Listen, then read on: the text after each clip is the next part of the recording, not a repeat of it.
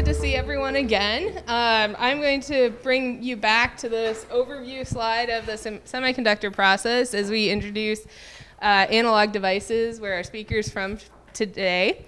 And I pulled a quote from their website to describe kind of where they fall within the semiconductor field. It says, analog devices empowers the intelligent edge with the most innovative analog, digital, and software solutions, accelerating breakthroughs that benefit society and the planet. So you got a chance to look at a couple of applications of analog devices technology in the pre-assignment, and you'll learn a lot more. But they're at this intersection between data that's generated in processes and in our lives, and converting it from analog signals to digital signals and being able to use that to make informed decisions. So we'll see a lot more as the speaker talks about their work today. And to introduce our speaker, it's Deborah DeLees, who's the Vice President in the Software and Security Group at Analog Devices. And her fun fact is that she had her first job interview and landed her first job out of school on an airplane. So that sounds pretty impressive. So with that, let's welcome our speaker and give them a chance to share their work. Thanks. Yeah, that's great. Thank you. Looks like you're getting a call. Oh, of course. The work never ends. Can you all hear me? You can hear me okay? Okay, wonderful. Wonderful. Do I need this mic? I don't need this mic, right? Just give it to me. Okay. Thank you. Thank you. All right, great. So let me tell you a little bit about myself. The fun fact, thank you for that. I was on an airplane, and I happened to sit next to a program manager who at the time was running the space shuttle program. And I had all my books with me, and he was like, what are you doing? And I'm like, oh, I'm studying, I got exams coming up, blah, blah, blah. And he's like, after the whole flight, he said, well, this was your first interview. And if you don't mind, I'd like to pass your name along to the engineering lead who's doing hiring. And I'm like, oh, absolutely. And that's how I got my first job. And so the message to you all is don't miss an opportunity, because and that opportunity can be anywhere, right? It happened for me on an airplane. I have a friend of mine who got a job in a coffee shop. And she was serving coffee and happened to have a book with her that she was studying, and somebody came into the coffee shop, and that became the conversation. So as you all go forward, I encourage you to look and see those opportunities, and don't limit yourself in the opportunities for landing your first job. Okay, what is going on with my screen here? Is that good? Okay. So thank you for the introduction. I think that was a great introduction on analog devices. What I do want to talk about today is the intelligent edge, why it's important, how digital meets physical. I'll talk a little bit more about the applications and the markets that analog is involved in, extend on some of the readings that you all did. And then I want to talk about innovation challenges. And what are some of the challenges that we face as a company, and we're focusing our R&D and our investment on as we go forward, to give you a sense of the kind of problems that exist in our space and the things that we want to solve. And then finally, I'll leave you with some envision this. So these are some of the future thinking that we have of how we do change the world and how we impact people's lives. And I'll leave that for you all to think about, okay? So as was said, the intelligent edge is where digital meets the physical. And if you think about what that means, nope.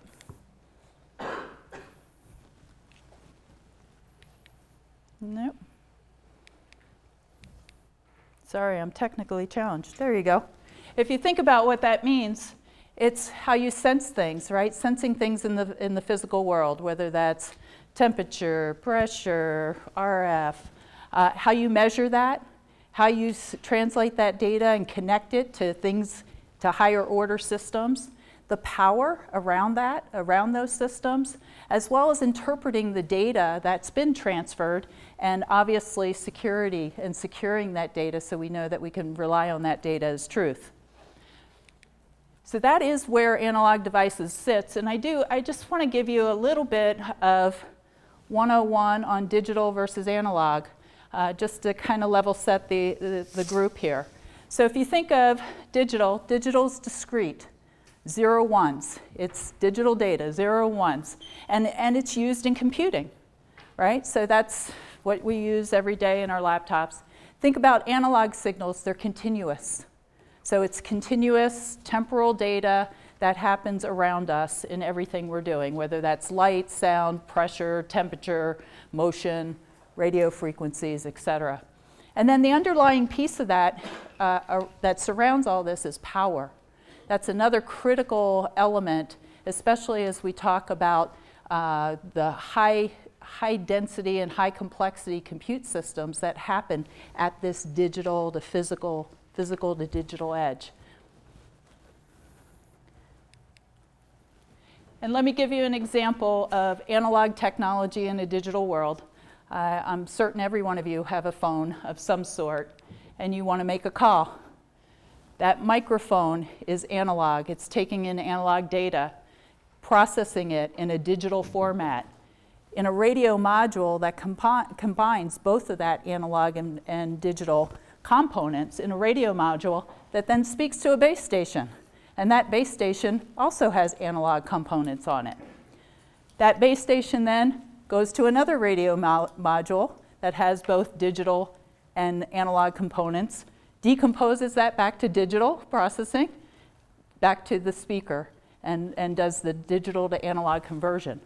And so that is a lot of work that goes on and a lot of underlying technology to make that phone call. So as was said, analog devices, it really is where we specialize, where that intelligent edge is. And I don't know, how many of you have heard of intelligent edge? Have you heard that term used before? No. Okay. You'll hear it more and more. And you'll hear it more and more as autonomous systems start becoming more and more prevalent, because that intelligence has to happen real time where the data is created. It can't wait to go up to a cloud, processed in a cloud, back down for a decision. It needs to be real time, low latency, high speed, so that reactions can happen. Think of autonomous vehicles as an example. So we specialize where that physical meets the digital and where those worlds intersect. And we do that in a number of markets, and I'll talk more about the markets. But the real crux of why this is important is in that middle, delivering autonomy. Again, I talked about the latency and the need for autonomous systems. Delivering sustainability. So sustainability, if we're talking about real-time optimization of energy, of the energy grid as an example. Connectivity, how we connect up to higher order systems, whether that be back-end servers and infrastructures, clouds, or what have you, or between two phones.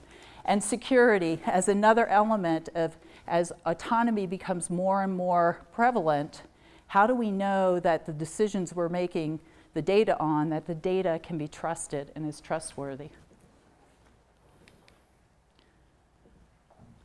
So a couple of applications. I think you all read a couple articles, right? One on, tell me, what was one? What was one of the articles? Smart fabrics, smart shirts, smart wear. Yeah, so how do we embed sensors into garments? And whether that's for athletic wear, for sensing how people are responding to various athletic activities, or even we're deploying those in factory environments for safety and things like that. So think about different applications. What was the second one you read? Somebody, please? Tell me. Yes. The digital factories? Okay. So digital factories, I mean, again, think of these factories that need to optimize their processes. They have robots, cobots, right? Cobots, collaborative robots with people there's safety concerns, there's optimizing production efficiencies, there's all kinds of opportunities of physical sensing turned to digital, turned to decision making. So these are two very important areas for our company, and I'll talk a little bit more about our company's statistics. But for sure, healthcare, we do a lot in healthcare. We do sensing, we do glucose monitoring sensors, we do the patches in the clothing, we have electronics in the imaging and the vision and imaging for machinery like MRIs. Cloud and data center, all about power and power management. Consumer, we have devices in your phones, in your earbuds, in your headphones. It's all about noise cancellation and spatial recognition. We have components in AR, VR, and the headwear. Aerospace and defense, we're in space, we're in avionics, all kinds of applications there. Communications, I talked about the mobile phones, 4G, 5G, even 6G. Base station and RF technology there. Clean energy, it's all about electrification. So in clean energy, it's the metering systems, it's the power infrastructure, it's the batteries in the cars, and how are we monitoring individual batteries to make sure we get optimized performance out of the mileage on these electric vehicles. Automotive, the cabin experience. So think of noise cancellation systems. So noise coming in from all over, how do we dynamically cancel the noise to create a quiet cabin so you have a better experience while you're driving your vehicle. And industrial manufacturing, we talked about that and the automation that brings. So these are a few of our markets, and a lot of people, they don't even recognize analog devices in this space. How many of you knew or heard of analog devices before even talking about this? Okay, good. So some of you did. You probably saw it in your labs, right? There are probably some development kits, some hardware, but we're so much more than that. We really drive a lot of solutions. Our precision hardware is the base of our technology and will always be the base of our technology and that physical to digital world. Yet we have so much more, and that's what I'll be sharing with you today. So a little bit about the company. 75,000 products. That's a lot of products. 125,000 customers, even more customers. And so like I mentioned in the previous slide, the breadth of the technology and the places our technology goes is pretty widespread, as well as global. It's a global technology base that we have. I'll talk about the innovation on the leading innovation. 1.6 billion of investment is what we do each year. It's a lot of money we invest in new product innovation in all the markets that I talked about before. And then finally, let's talk about the talent. Out of about 26,000 employees, we have 11,000 engineers. And out of those 11,000 engineers, most are hardware designers. We have 1,100 software engineers.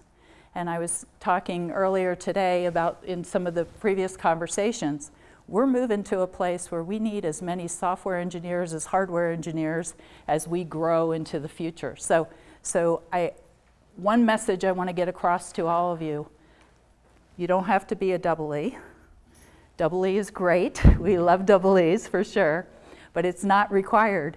We have mechanical engineers, chemical engineers, process engineers, software engineers.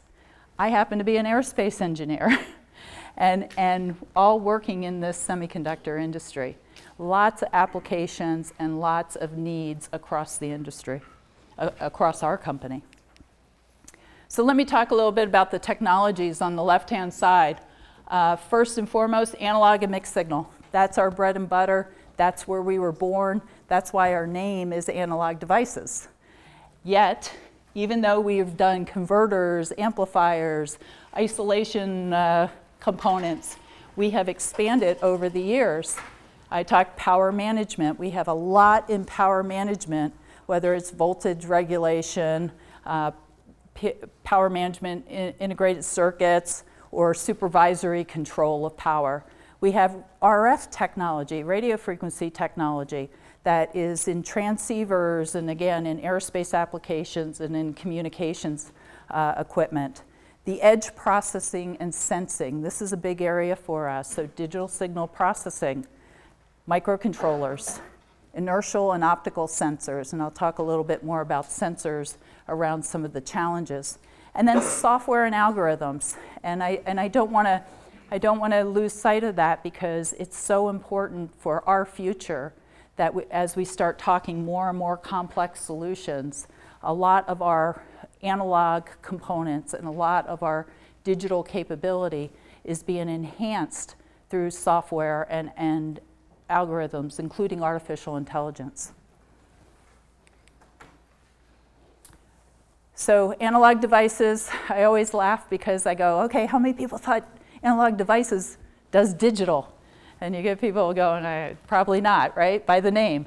Yet, and I keep on challenging our leadership, we need to change our name because we're analog devices and people don't know us for digital. People don't know us for software, but this is one of the reasons why I'm here today, right, to talk to you all about this and get that recognition and realization out that we do a lot more than just analog. Our history, though, how we were born was based on analog, and we have a powerhouse of analog portfolio to lean on. Yet it's time to take that up to a higher level in digital platforms. And so we do a lot in digital. We do a lot in digital signal processing. I mentioned the microcontrollers that we deploy today and we sell today in a number of applications, as well as look all the way to the far right, these high-end communications digital ASICs where we're talking 25 integrated processor cores. So these are high-end digital processing components.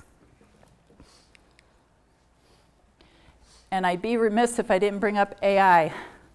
As we all know, AI is a big buzz, right? I mean, there's a lot going on in artificial intelligence. And again, that artificial intelligence, while NVIDIA is doing really great up at the GPU level and the high processing and a lot of artificial intelligence going on in the cloud, that is moving down to the edge.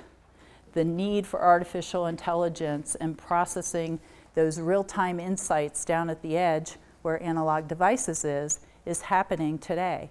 And so we're doing a lot in AI, and we do AI around the product, we do AI in the product, and if you think about applications for AI, again, things like power system tuning, real-time understanding the power needs of an application, and doing real-time tuning of power based on AI algorithms. Motion control tuning is another one, back to the robotics examples, and doing that refinement real-time through AI. AI in the product, battery algorithms, again, you take these cells of batteries, individual cell level for a vehicle, electric vehicle, and how do you monitor each of those and optimize the performance of each of those? That's a big area around power. And then RF predistortion is another area.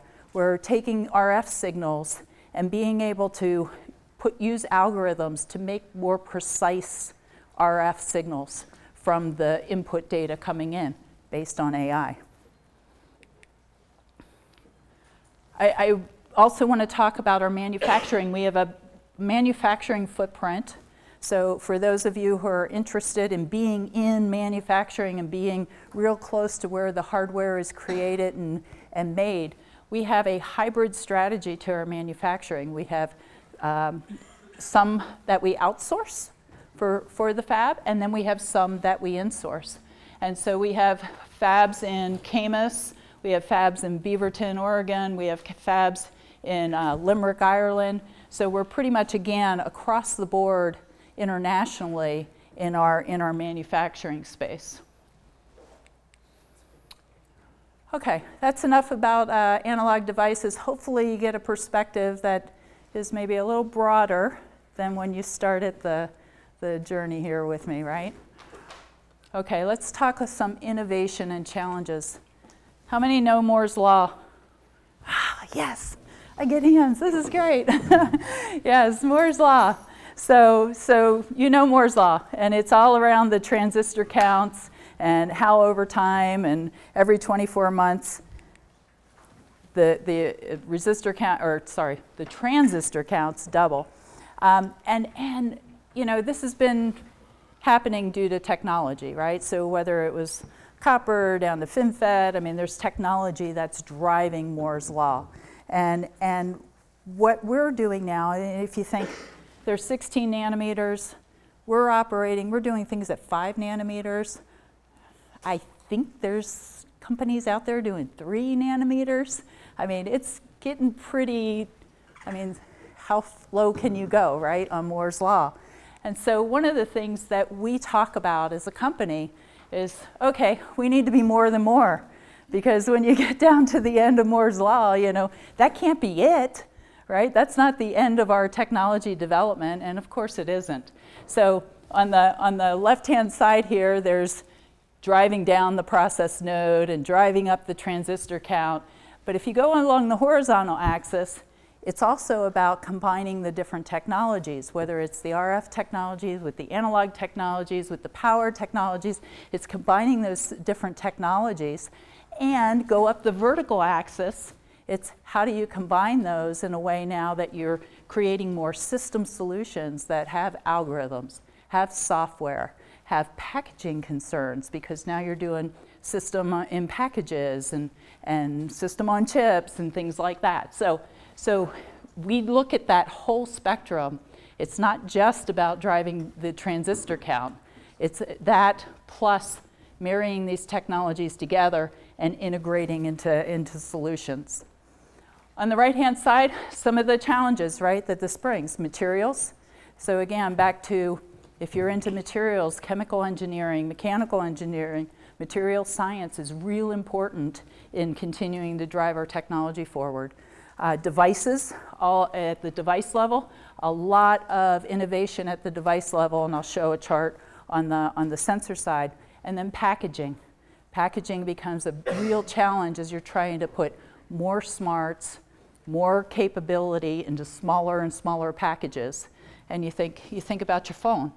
You know, 50 years ago on the phone, if somebody saw that phone 50 years ago, they'd think it was something from outer space, right? I mean, they would be marveling at it, like, this is black magic. How does this happen? And here we are today, you know, with the proliferation of capability like that. So I mentioned sensors real quick, looking at all different kinds of sensors, optical sensors, chemical sensors, magnetic sensors, as well as our MEMS and the MEMS sensing, whether it be accelerometer, gyros, or RF switches. A little fun fact that John told me, I'm going to get his name wrong. Jack Mamishian. He invented. He has the gyros and accelerometers that are in the Wii controllers, right? So it's that kind of thing that, you know, analog devices is key players in those technologies and enabling those technologies. All right, some other technology needs. We can't forget about analog. I spent a lot of time talking about analog going to digital and how we're heavy in digital and the software and the algorithms, but there's a lot of innovation still at the analog level. And whether that's around leakage and processes in our CMOS processes. There's materials, whether materials for high-speed applications or materials for high-voltage applications. And we are doing a lot of innovation around material science, which is important to driving our technology forward. Then we have some packaging and design challenges. So I mentioned heterogeneous integration. How do you take analog components that are operating at 130 nanometer process node and combine those with the 5 nanometer digital? And there's thermal considerations, packaging considerations, distance considerations that drive things like data management and latency. How do you cross data and do that in a low latency way? And then there's power management concerns as well. So as we get into these more complex problems and more complex solutions, these are the kinds of challenges that we have. And I'd be remiss if I didn't talk about talent. And so talent needs, and again, I'll reiterate this, we have talent needs in all spectrums in engineering. So whether it's process engineering, manufacturing focus, whether it's circuit designers, electrical engineering, hardware, mechanical, packaging designers, system and software engineers, architects and scientists. So again, as we go into and we move forward in AI, we need a lot of data analysts, data scientists. How do we make sense of all this data from physical to digital? How do we make sense of it all, and how do we use it all to create insights for the higher order applications? So my last chart, I just want to put some nuggets in your brain on visioning to the future. And these actually are things that we're exploring today. So electric vehicle, what if? An electric vehicle with 1,000 miles of range on a single charge. That's not without the realm of technology possibility. How about diagnosing a patient on the chemical analysis of their breath? We have a whole lab that's working on that and using chemical sensing to say, okay, based on a person's breath, can we detect certain bacteria and things like that. Seamlessly integrating energy sources. So back to sustainability. How do we take a power grid that's existing today, and now we have solar farms and things like that? How do you integrate that into an existing power grid and do it in a way that not only is seamless, but do it in a way that is efficient? And so those are some of our challenges. Smart agriculture sensors. So crop yields, big importance with food availability, and how do we continue to evolve in that technology for agriculture. Wireless communications, and again, wireless communications to do what? We have wireless communications. It's real time changing, real time evolving, so that this is where the AI, this is where the low latency, so that things can be dynamically changing and switching seamlessly, but you as a user don't even know it. And the technology is all happening behind the scenes. And then finally, deploying sensors in hostile environments in all different kinds of ways, doing a lifetime worth of work on a single coin cell battery. Big power challenges in the future, and a lot of these are driven around power as well. But how do we do that in these often changing, often hostile environments? That's my talk. I hope that helps give you a perspective of in-chip design. What does that mean? And it means so many things, right? I mean, that's what I hope you take away from this. And there's so many possibilities. And I'll just leave you with, I joined Analog Devices 7 years ago. Never in my life did I think I'd be in a semiconductor company. Never in my life. And I was dropped in through an acquisition. I found myself in a semiconductor company. And thank goodness I did. I have just enjoyed the technology challenges, enjoyed what this industry brings, have a better appreciation for all the applications that I use every day that are driven by the technology that we create that I never really had an appreciation for before. So it's been a great 7 years, and enjoying more innovation as we go forward. All right, with that.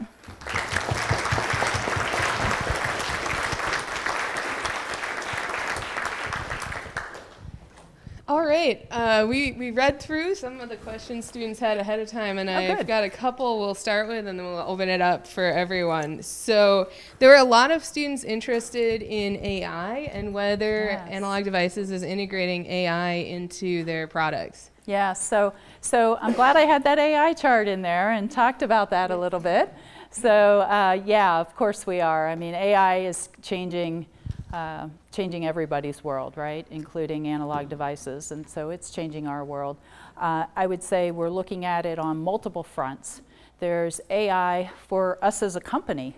How do we use AI to become more productive, to become more efficient? So in our factories, I talked about our factories, how do we do that for capacity planning and using AI for our own advantage as a company?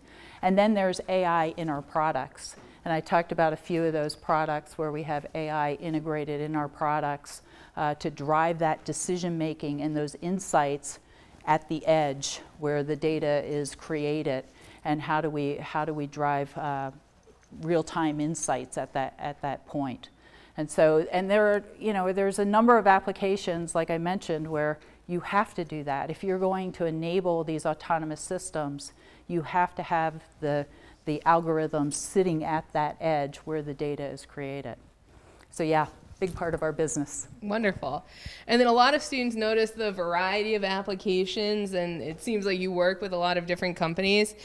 So how does Analog Devices integrate and work with these other companies on products? Yeah, great question. We are, as a company organization, we're end market focused. So we have a vertical, for example, that is electrification. We have a vertical that is aerospace and defense. We have a vertical that's industrial automation. We have a digital healthcare vertical, consumer vertical, communications vertical, kind of those blocks that I showed earlier. And so we align product teams under those business verticals. And so we understand their needs, we understand where their roadmaps, our customer roadmaps are going, and then we develop the solutions to meet their needs. So that's basically how we are organized as a company by these end market needs, and then we create the roadmaps to drive to meet their needs. Great. And then my last sort of combined question, so you guys should be thinking of new questions, comes from the other side of the coin of companies, that it's a very competitive industry with digitization. And so what is making Analog Devices competitive? Yeah, great question. Thank you for that one, whoever asked that. So I mentioned the analog. We, as a company, are known throughout the industry, throughout all those end markets I talked about, as having the most precise, most reliable analog portfolio. And so that really is our competitive, sustainable advantage. We have the most precise portfolio across, whether it's the power, the RF, the converter space, what have you. And our customers always rely on us for that. And so they come to us for when they need those solutions. When they need more commodity solutions, that's not us. We are very precise, accurate, reliable, and that's our bread and butter. And so the thought there is, as you come up into more digital, right, it becomes a lot more competitive, a lot more, I would say, maybe perhaps non-differentiating. And so the key here is us marrying our analog with our digital. So now we're pulling through our analog competitive advantage with our digital as a package solution. And I think that's what our customers are really excited about right now. Great. Now we'll take some questions from the audience. I'll get this. Thank you. I've heard a bit of talk about how like analog computing chips can deploy like AI models with much less power than like a GPU. Is Analog Devices working on that? Yeah. I think, I mentioned power, and I can't. I probably should have mentioned it more.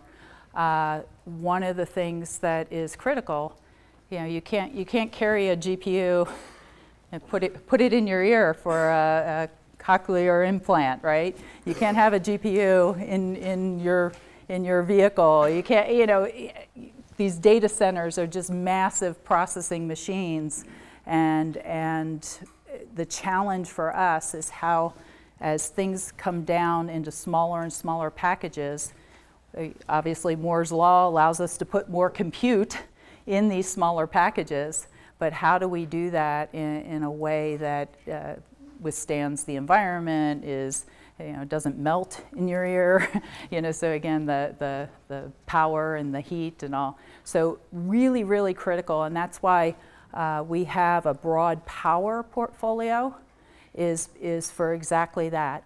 How do we manage power? What is our low power needs? We specialize in low power exactly to accommodate the challenge you're talking about. Yeah. You mentioned that you had about 75,000 products and about 120,000 customers, if I remember correctly. That seems like a lot of your products would have to be per single customer. Like, so is that correct? And if true, like, how do you sustain having a product per customer? Yeah, and I wouldn't say it's a product per customer, because what we typically find is a customer will buy a portfolio of our products and many of our products. And so thinking of a way to explain it, but we have very, very few products that are one product per customer. We do some application-specific products that are one customer based, and usually it's a collaboration, joint innovation activity. But our goal is our products are deployed across the board in a number of different applications. So as an example, I was talking about a processor platform that we're developing today. I was talking with my team today, and that processor platform is going to go in automotive applications, is going to go in industrial applications, is going into the energy grid. And so we think of these things as a portfolio of products that address a portfolio of end market needs. But our history, here's the other thing, why do we have so many products? Our products last a long time. I mean, we have analog components that have been sold for 30 years. And back to that, they work and they work well. And so we have products that last a long time and are still being bought today that were designed and developed, 20, 30 years ago. Other questions?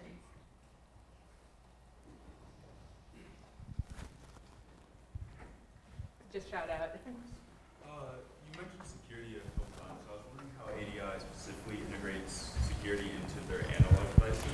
Yes. In some cases, digital.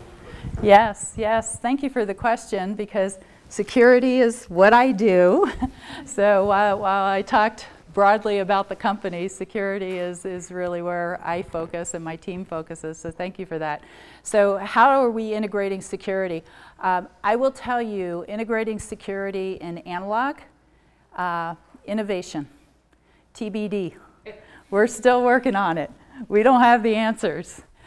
We have some ideas, because we think that really is another competitive advantage if we can figure out how to, where that data is created, attach some security to that analog side, right?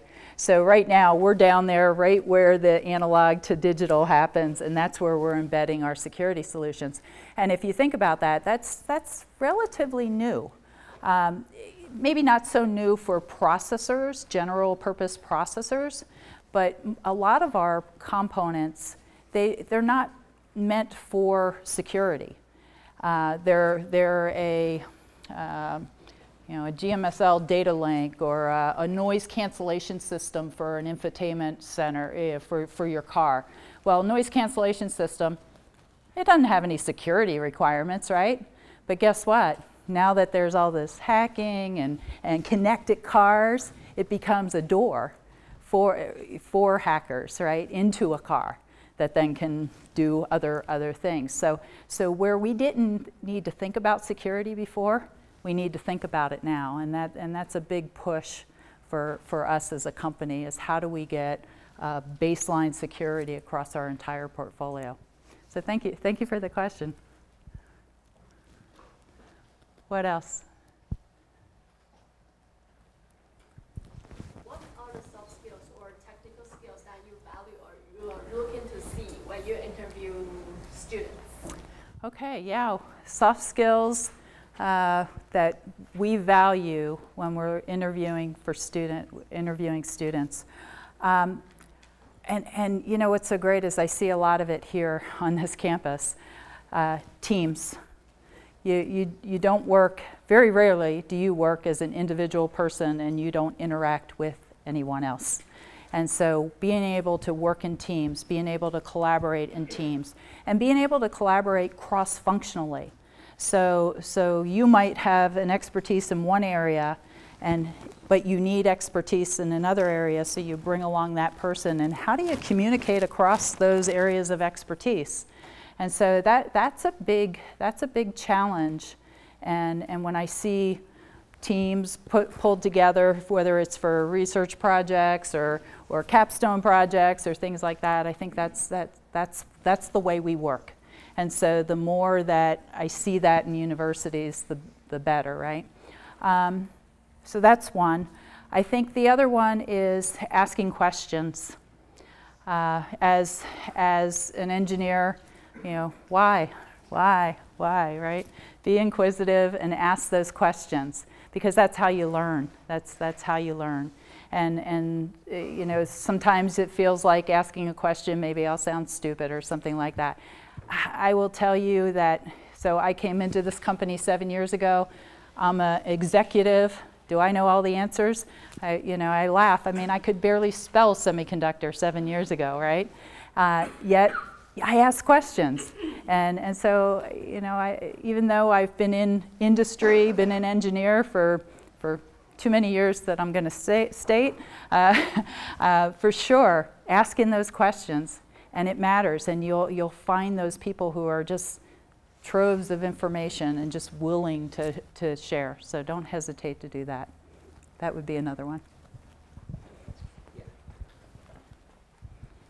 Are there any like new analog signals that you're like now discovering with your technology that require like different approaches for converting to digital, or has that most of the signals that even exist in the universe been kind of found out? It's more just an efficiency process.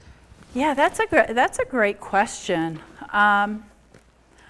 You know, I think physical phenomena is probably pretty well covered, I would say, but how we understand that physical phenomena, I think is changing, and I'll give you an example. One of the projects that we're working on. Well, I gave the example of the breath for medical diagnosis, right? So medical diagnosis, how is it done today? It's like, well, what are your symptoms? You tell them your symptoms. They have all this data that they, you know, whether they use it on the computer or they have it in their brain. Oh yeah, I've seen that before. Here's probably what's going on. Let's go run a test, and I'll take a culture, and I'll call you in 2 days and let you know if you have, you know, this disease or what, right? So that's how it's done. Yet, think forward. Well, wait a second. Why can't we real-time diagnose using different physical sensing capabilities and come up with a more accurate, more timely answer? So I think it's more of a combinatorial innovation. We're thinking about how to use this in that application is where I think the innovations lie. That's what I would say. Great. Any other questions? I think one kind of general question, it seems like Analog Devices works over a wide variety of technology. Do you have a personal favorite or most fun project that you've worked on? Oh, that's a good one. Yeah, that's a good one. So my background, I mentioned aerospace, and I came up through aerospace engineering. And so my passion is airplanes, spacecraft. And so anytime I get to have conversations about airplanes and spacecraft, I think that's what gets my blood flowing. And so I was just having a conversation, a meeting with Boeing earlier this week, and it was about structural health monitoring. So again, how to use sensing in a very unique way. And we have some carbon nanotube-based sensors that we're developing that we can use on aircraft structure and monitor cracks on the structure and monitor and give real-time data, again, real-time data. Instead of airplanes having to come out of service every 900 hours and they visually inspect, we're now putting sensors in these aircraft and then being able to pull the data off real time, and so they can do more predictive scheduling of maintenance on these aircraft. And so that's been a really fun project because it's in my passion wheelhouse. It's new technology that's never been seen before on these applications that we're bringing to bear. And yeah, that's been fun. I've enjoyed that one. So thank you. Okay, and then maybe I'll wrap up with one last question. Is there a class or activity you participated in during your education that's been particularly valuable to you during your career? Yeah, I would say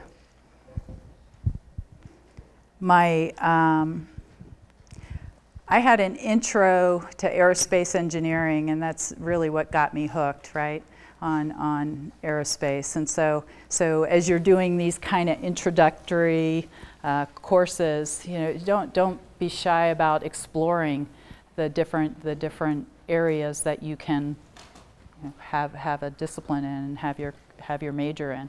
And when I had my aerospace engineering intro course, I'll never forget this, the professor, he was Dr. Horton, been around forever, and he said, "You can make a barn door fly as long as you put enough propulsion and power behind that thing," and that was his whole gig was around, you can do anything, was basically the message.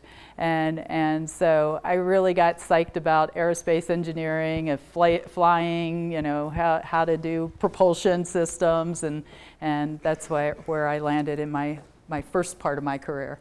So yeah, that's what I would say. Thank you. Great. Well, let's thank the speaker for her time today.